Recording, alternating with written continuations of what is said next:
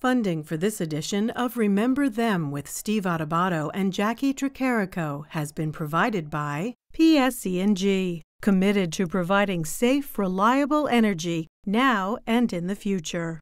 NJM Insurance Group, serving New Jersey's drivers, homeowners, and business owners for more than 100 years. Hackensack Meridian Health, keep getting better.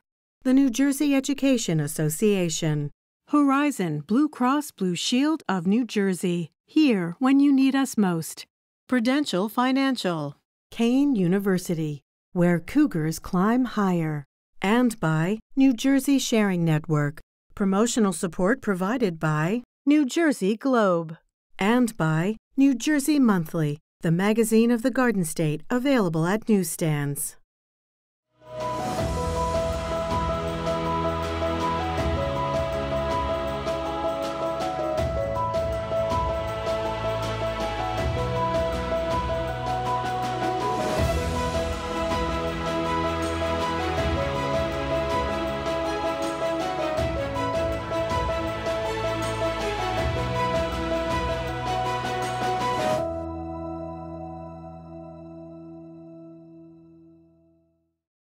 Hi, everyone. Steve Adubato with my colleague, Jacqui Tricarico. Jacqui, we honor, recognize, and remember the history of golf in New Jersey, or New Jersey in the world of golf. How would you frame it?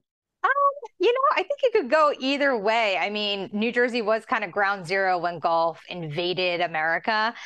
New Jersey has just some of the most accomplished players that have come out of the state. We've hosted some of the most incredible events that has to do with golf. The courses here, the architects that created the courses here is very notable as well. And, even talking the LPGA having their ShopRite Classic tournament here since 1986, down in South Jersey, from where I'm from.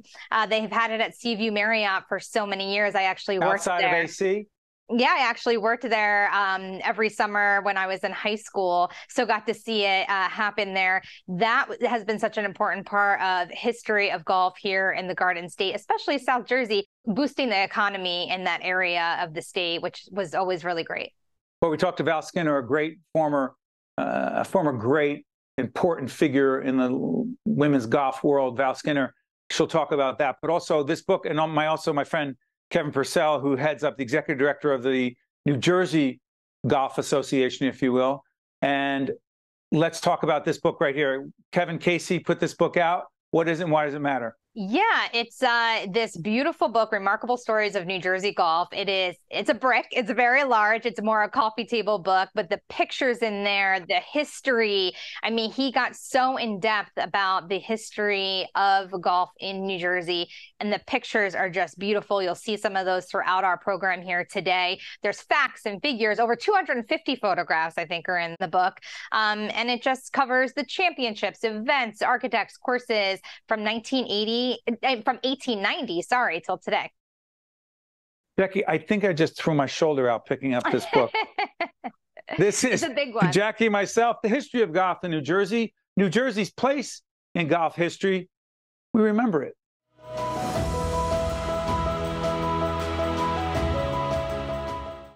Remember Them is honored to be joined by Kevin Casey, author of this compelling book you see over my left shoulder. It is an amazing book. Remarkable Stories of New Jersey Golf. Good to see you, Kevin. Great to be here. Thank you very much.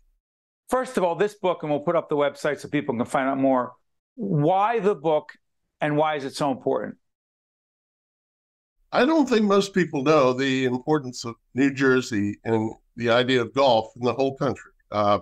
We've had an enormous influence over the years, certainly in the beginning, and nowadays we're riding a high of new courses and better golf than we've ever had, perhaps.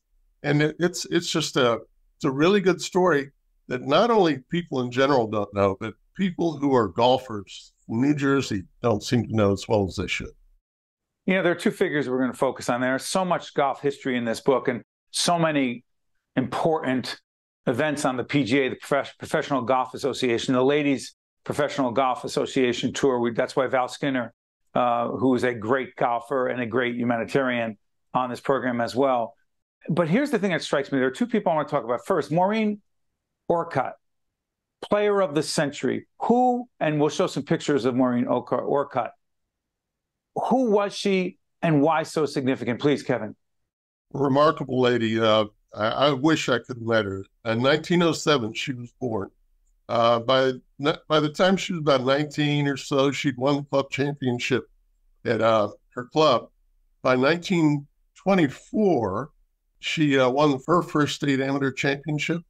By the early 30s, she was among the best players in the nation. She she was on the Curtis Cup team, which is the national team. She came in second in the 1927 U.S. Amateur, and then did the same thing in 36. And what made her special, though, in so many ways, is she was still competing. She still won a national amateur championship, a senior amateur championship in 1968. In other words, her time as a top-level competitor spanned practically the whole country. Hold on a second. I'm sorry for interrupting, Kevin. She played 7 decades and 99 years old, played 7 decades? Well, I think 7 decades may be a little much, but she won her first tournament in 24, a state amateur, and then she won a national championship in 1968. Hold on, but she played, I mean, again, playing as a kid is one thing, but 42-year span, 10 golf championships, second female sports journalist for the New York Times. What's up with that? Because I'm going to talk about John Shippen Jr. in just a second. So go back. What's this thing with the New York Times and a sports journalist? She was rare for a lot of reasons. One of the things that she did that was different was she was a journalist, and she was the second sports writer, and she focused on golf for the New York Times. She also wrote for the Journal. She was a working woman. She was out there paying for her golf, where many of her competitors were not necessarily paying directly for their golf. You know, what's interesting is that as you look at this book, and the website will come up again, remarkable stories of New Jersey golf, incredibly important figures, golf courses, golf events. That's why we had Kevin Purcell talking about the New Jersey Golf Association, a whole range of things. But John Shippen Jr., first American-born golf professional and first Black golf professional? John Shippen, he was born in 1879. He played in the second U.S. Open. It was at Shinnecock. He was working there. And the USGA in 1896 allowed Shinnecock Hills the opportunity to name somebody from their club to play in the event. And it was all professional. It was the day after the U.S. Amateur held there as well. There were 30 pros in the event, and John Shippen played along with a member from the grounds crew. Shippen was 16 years of age, if I'm not mistaken. He was 16. How did he do? He did really well. He was like 2 shots off after the first 18 holes. Played 36 holes the first day, both days. 36 holes the day they played, and he shot a 78 and 83, and ended up tying for 6th place. And he played in 5 more. He was a professional, and the rules were very strict in those days. So he became a professional when he earned his $10 that day. By the way, a New Jersey connection, right? Shippen resided half of his life in New Jersey, right? Yeah, and that's it. It seems like we're going a little far afield, but there was a place called Shady Rest, which was a Black operated and owned and by and for Blacks in Is that Union County? Scotts Plains. Go ahead. Scotch Plains. It's now called Scotch Hills Golf Club. It's a municipal course in Scotch Hills. He was the head pro, the green superintendent. He managed everything about the club for 30 years. It closed in 1964. John Shippen Jr. matters, so do so many others, but iconic, important historical figure. Please, final comments, if you could, Kevin. Well, I get asked so many times, more than any other question, is who's the best golfer that ever came out of New Jersey? And go ahead. Well, no, I'm not sure I have that answer. I don't have the time to give you that answer. It's nuanced. It could be everybody from Byron Nelson to John Shippen. But that's why they need to read the book, right, Kevin? That's right. That's right. There's so many people in there. It's amazing. Kevin Casey is the author of Remarkable Stories of New Jersey Golf. It is a great book. I've just keep going through it. I keep thinking I've learned as much as I need to learn, and then I turn the page and learn something new. Kevin, thank you so much. That's wonderful. Thank you very much. I love to hear that. Thank you. You got it. Stay with us. We'll be right back. Here at Kane University, everyone gets their chance to climb higher. Michael came to Kane and found his passion for healthcare, and now he's a doctor. After Trisha graduated, her graphic design work was featured in the New York Times. Samantha is studying athletic training and finding her path to an internship with the New York Giants. Real students, real stories, real success. Cougars climb higher. Kane University. I am alive today thanks to my kidney donor. I am traveling and more active than ever before. I'm alive today thanks to my heart donor. I'm full of energy and back singing in my church choir. I'm alive today thanks to my lung donor. I'm breathing easy and I'm enjoying life's precious moments. There are about 4,000 people in New Jersey waiting for a life-saving transplant. Donation needs diversity. For more information or to become an organ and tissue donor, visit njsharingnetwork.org.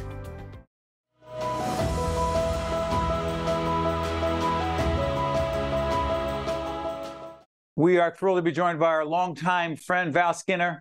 It says here, former professional golfer. What it doesn't say is that she's a 10-time winner on the Ladies Professional Golf Association Tour, a great analyst, golf analyst, CBS Golf Channel. Everything about golf. You started at 4, correct? Playing golf? I did. Just whacking it. Tell folks about your dad, that connection. A lot of history there, please. Yeah, so my father was a baseball player, and he actually was injured and was unable to really continue. So he was hanging lights on a driving range, working as an electrical contractor for his father-in-law. And he saw people out hitting golf balls on the practice range, and he figured, well, I could do that. And he fell in love with the game, became an assistant and then a professional. It's been in the PGA of America for 50 years now. And he taught me. By the way, go back and look at our past interviews with Val Skinner, out on location at the ShopRite tournament. So many important initiatives that Val's been involved in, not just as a great golfer, but also a philanthropist, raising money for breast cancer awareness. But I want to ask you this: this program on Remember Them is also about the history of golf in New Jersey, women in golf in New Jersey. Talk about it, Val. We have had great opportunity here, Steve. You know, I started playing in New Jersey in 1983. The ShopRite, well, then it was the Atlantic City Classic. ShopRite hadn't stepped in yet. Down at Seaview? Was that at Seaview? Down at Seaview. The first one was at Seaview when it was the Marriott. And it was such a great throwback golf course, old Donald Dross, loved it. And we've just existed in New Jersey. You know, it's just been such a positive experience for the LPGA, the Founders Cup, the U.S. Open back. I played this year back at Baltusrol. I played the U.S. Open at Baltusrol on the upper 1985. Remember hitting it out from under the tree on the pine tree on the right side there, coming in, finishing the top 20.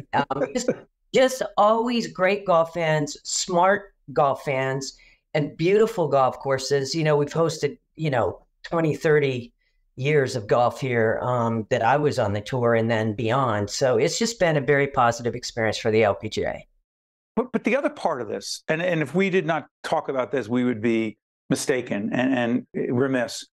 Women in golf, professional women in golf, compared to men when it comes to pay. Please talk about it, because that's part of the history as well. The disparity, please. It is. It's frustrating to see how far apart golf and tennis are in regard to that, but it is about the venue as well. And I think the more we continue to play at these high-level venues like a Baltusrol, hopefully we'll get an event maybe at Ridgewood eventually, where the PGA Tour has played, Trump Bedminster, we did play there for a little bit, a couple times. The ADT was there in New Jersey, but it really has a lot to do with draw and the mystique of golf and, you know, the inspiration in golf. And I think the women are part of the game in that way. But once you already play for more money, you're more interesting. So until we catch up, you know, that's how it's going to be. But we are doing better. It's not satisfactory yet, but it's better in comparison. And don't get me wrong, playing golf for a living and making good money is a pleasure and a good fortune. But while having said that, there still is that disparity that we're trying to close the gap. You know, Val, we talked about the First Tee, and they'll put up the website for the First Tee initiative, which promotes golf in communities and among young people who are economically disadvantaged. To not talk about that would be remiss as well. Why is an initiative like the First Tee so important for those who didn't grow up the way you did? By the way, I learned at Hendricks Golf Course, a public golf course, I said it before, in Belleville. I grew up in Newark. It was, to us, that was a country club over by Hendricks Golf Course, and Val, her dad was in it. Not wealthy either, but access. Talk about access to golf for young people who are not of means. Families are not of means, please. It's very important that we continue to pursue opportunities for everyone to get into the game. As a matter of fact, in women's golf, there are still a high percentage of golf scholarships available to young girls, you know, young women going to college that go unused every year. And that is because unused. I mean, if anybody's listening that would like to see if their daughter was good enough to be, you know, a collegiate golfer, give her a chance. Go to the First Tee, you know, go to where there is access. But access is huge. First Tee is one of my favorite initiatives. I just played the one at Metedeconk National where I'm a member. Oh, you did? It did. And Metedeconk down at the Jersey Shore. Go ahead. Yes, that's been going on for quite some time. They raised a lot of money. The board was all present. It was just really nice for Metedeconk to be involved in that initiative as well. But all over the country, you know, I've done that since the beginning of time, you know, done junior clinics and, you know, watching kids get better, watching them experience golf. And golf's unique in what it teaches you about life and how it correlates and parallels with life. So I think that access for us to continue to support and the game of golf to be responsible for the future and all the players in it, including even the 13 handicap, Steve, even those. Yeah, I know. Yeah. Val's making reference to the 13 handicap I've had for over a dozen years. It doesn't go down. But let me ask you this. You talked about golf and life, and I don't want to be overly dramatic about this, but there are times I'll roll the ball a little bit into a better look. You're laughing already. Fluff up the ball a little bit. That's wrong in life and in golf, correct? Well, if it's breaking a rule, it is. Yes, it is. I just want to acknowledge that. If it's a casual game, if you're out just playing casually, you're practicing on a Saturday afternoon and you're out there alone, you can kick it out of the divot. I don't mind. That doesn't bother me. But we are against cheating in golf when it's real, and that's about life as well, correct? Cheating in golf is, that's the worst. I have to stop taking 4-foot putts, Val. Well, that is sort of, yeah, there's a lot of, a lot of that goes on in the game. Depends on how much money you're playing for. More with men than women? Absolutely more with women. I knew that was coming. Absolutely. Not even close. I love Val Skinner, not just a great golfer with a long history of winning as a collegiate, as a pro, raising a lot of money for charity initiatives, particularly around breast cancer awareness. She talked about the First Tee initiative. She's part of the history of golf in New Jersey and in the nation. Val, thank you, my friend. You bet, Steve. Good to be with you. Stay with us. We're right back. To watch more Remember Them with Steve Adubato and Jacqui Tricarico, find us online and follow us on social media. I am alive today thanks to my kidney donor. I am traveling and more active than ever before. I'm alive today thanks to my heart donor. I'm full of energy and back singing in my church choir. I'm alive today thanks to my lung donor. I'm breathing easy and I'm enjoying life's precious moments. There are about 4,000 people in New Jersey waiting for a life-saving transplant. Donation needs diversity. For more information or to become an organ and tissue donor, visit njsharingnetwork.org. New Jersey is home to the best public schools in the nation. And that didn't happen by accident. It's the result of parents, educators, and communities working together year after year to give our students a world-class education, no matter the challenge. Because parents and educators know that with a shared commitment to our public schools, our children can learn, grow, and thrive. And together, we can keep New Jersey's public schools the best in the nation.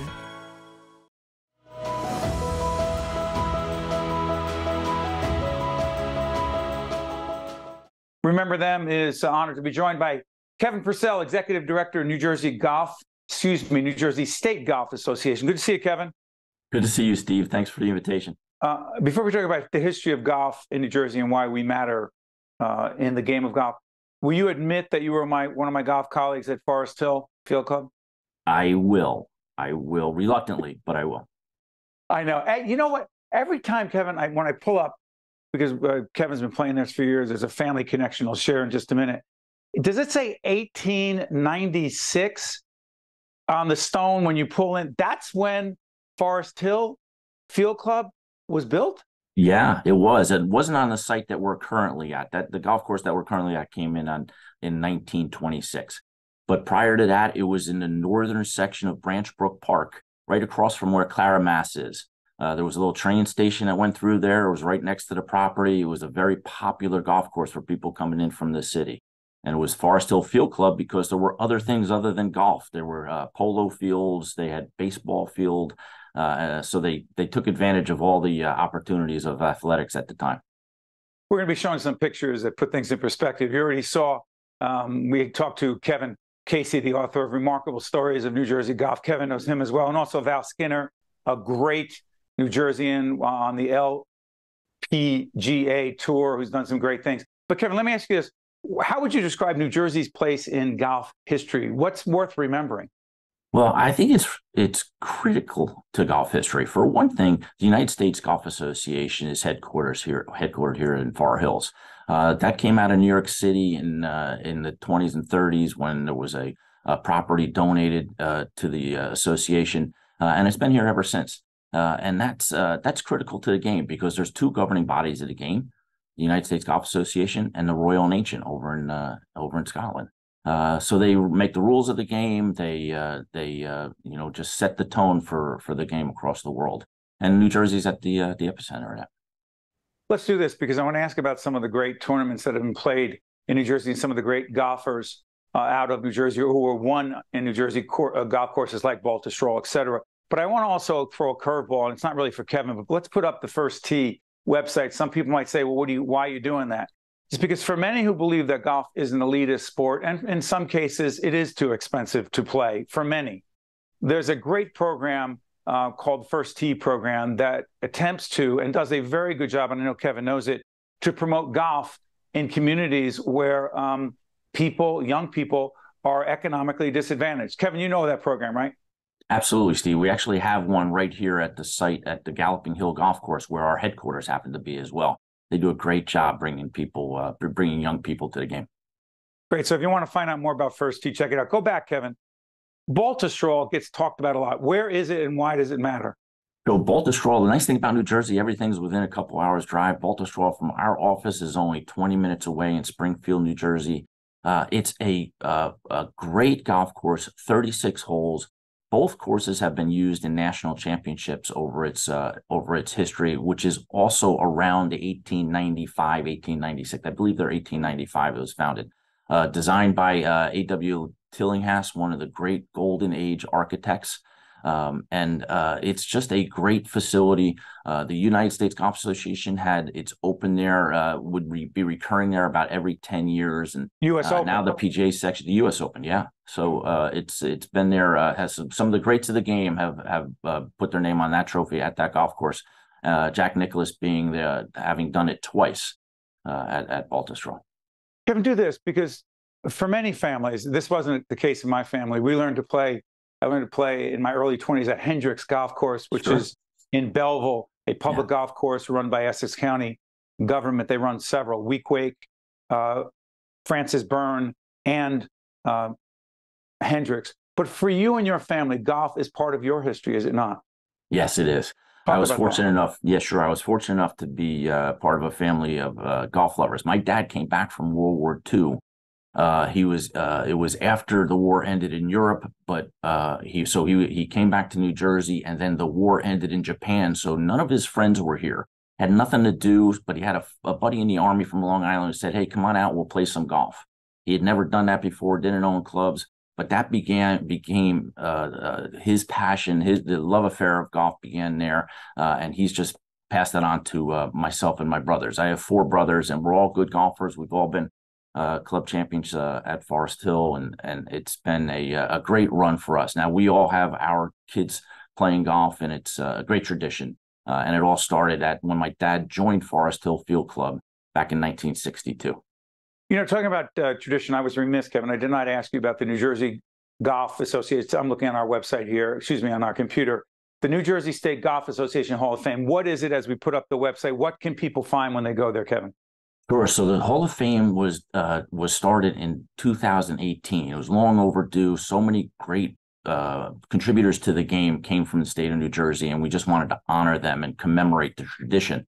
So we started it back in 18 with a class of 16 in the inaugural class, and we wanted to make sure that we were not only putting in great players but great contributors to the game. So we put in Dr. Ralph Engel, who started the Rutgers Turf program at Rutgers University, which is world renowned for turf science. We put in Billy Deere, who was instrumental in starting and proliferating the Caddy Scholarship Foundation that we have in a big deal. Huge deal. By the way, Kevin, let me throw any women, because I want to mention, because we're doing absolutely. Who stands out? Sure, Charlotte Glutting, Maureen Orcutt, and Carolyn Coudon all were in the inaugural class. So we put in a number of women since, but Maureen Orcutt in particular was designated the player of the century by the Women's Golf Association of the Women's Metropolitan Golf Association. She had won the New Jersey State Amateur 8 times, and the Metropolitan Golf Association Women's Amateur 9 times, and she competed on 4 Curtis Cup events, which is the United States best players for the United States playing the best players of Ireland and England, Great Britain. So just a spectacular player. Kevin Purcell is the executive director of the New Jersey State Golf Association. We put up their website, find out about the museum. So much history, so much to remember. Why do we do this on Remember Them? It's not just about featuring Jacqui Tricarico, our executive producer, my co-anchor. We don't just talk about New Jerseyans who are worth remembering, who had impact, good, bad, and otherwise. It's also the game of golf and its history in New Jersey. It matters, and Kevin and his family know it better than most. Kevin Purcell, thanks so much, my friend. Steve, great to be with you. Thank you. You got it. See you next time on Remember Them. Remember Them with Steve Adubato and Jacqui Tricarico has been a production of the Caucus Educational Corporation.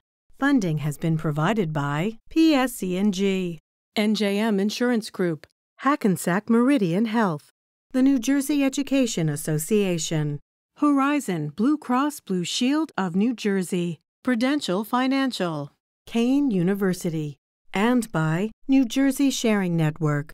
Promotional support provided by New Jersey Globe and by New Jersey Monthly. Here at Kane University, everyone gets their chance to climb higher. Michael came to Kane and found his passion for healthcare, and now he's a doctor.